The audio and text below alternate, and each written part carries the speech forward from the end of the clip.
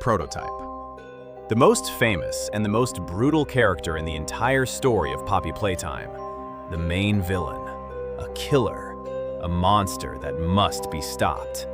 At least, that's what we're told. But what if things aren't that simple? What if the prototype isn't actually the main villain of this story? Today, we're going to take a closer look at that possibility. And after this theory, you might start seeing the events of the game in a completely different way.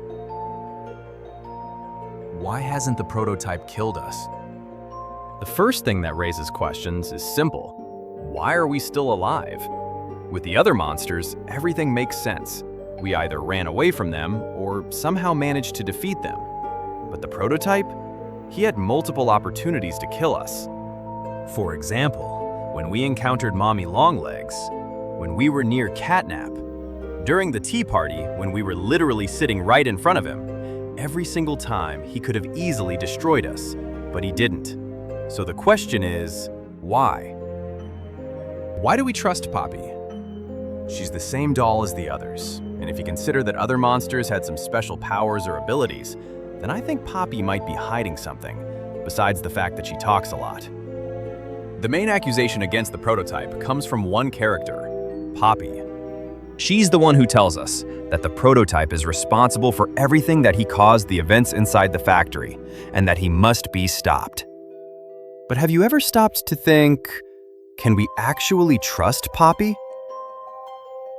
The mystery of the letter.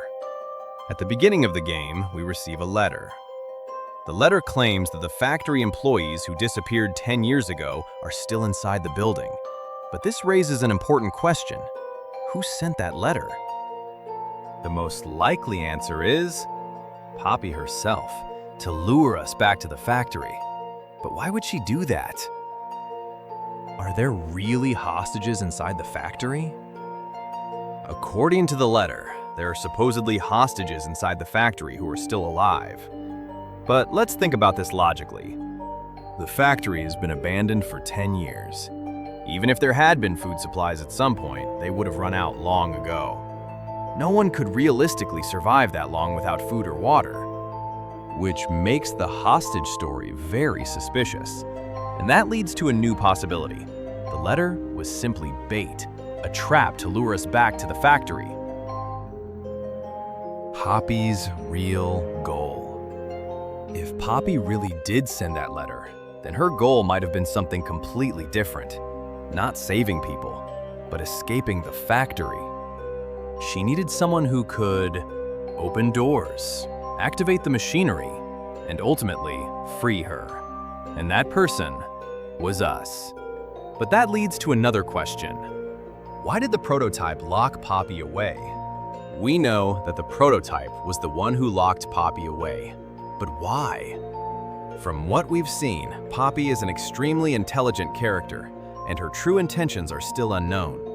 So one possible explanation is this. The prototype didn't lock her away without a reason. Maybe he was trying to stop her. The prototype is protecting the world. Now we get to the most interesting part.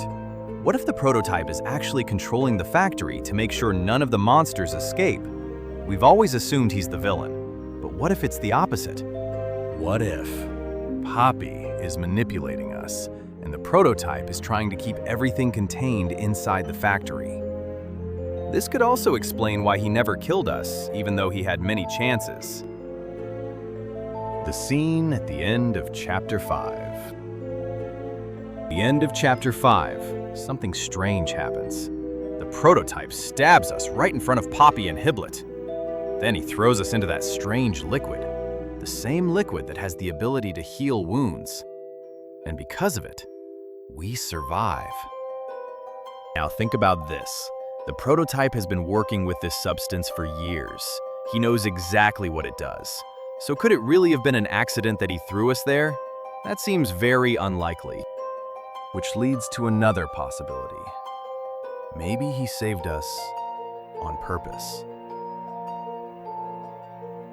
Chance to escape. If the prototype intentionally threw us into that liquid, then it could mean only one thing. He gave us a chance to survive, and possibly even a chance to leave the factory. The attack on the factory staff.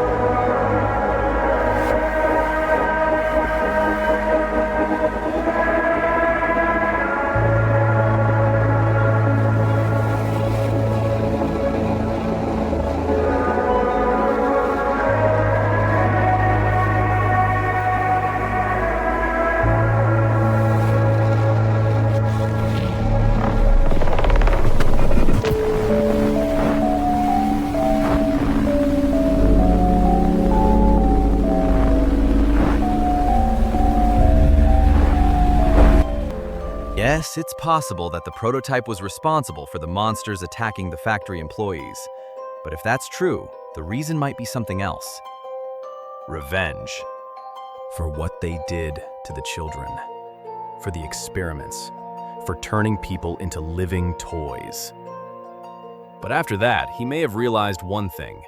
Letting creatures like that escape into the outside world would be far too dangerous. Miss Grace Green. Now let's talk about another character, Miss Grace Green. We know what her role was. She helped newly created toys adapt to their bodies, but if those toys didn't obey, they were sedated with gas, shocked with electricity, or simply destroyed.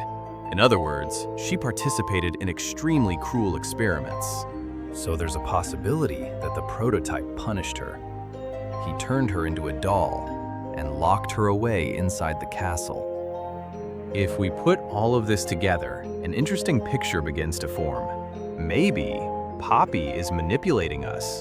The letter was a trap, and the prototype is actually trying to keep everything contained inside the factory.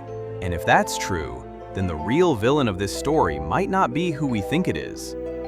But this is just a theory. What do you think? Who is the real villain of Poppy Playtime? Let me know your thoughts in the comments. If you like this video, please give it a like and subscribe to the channel. Bye.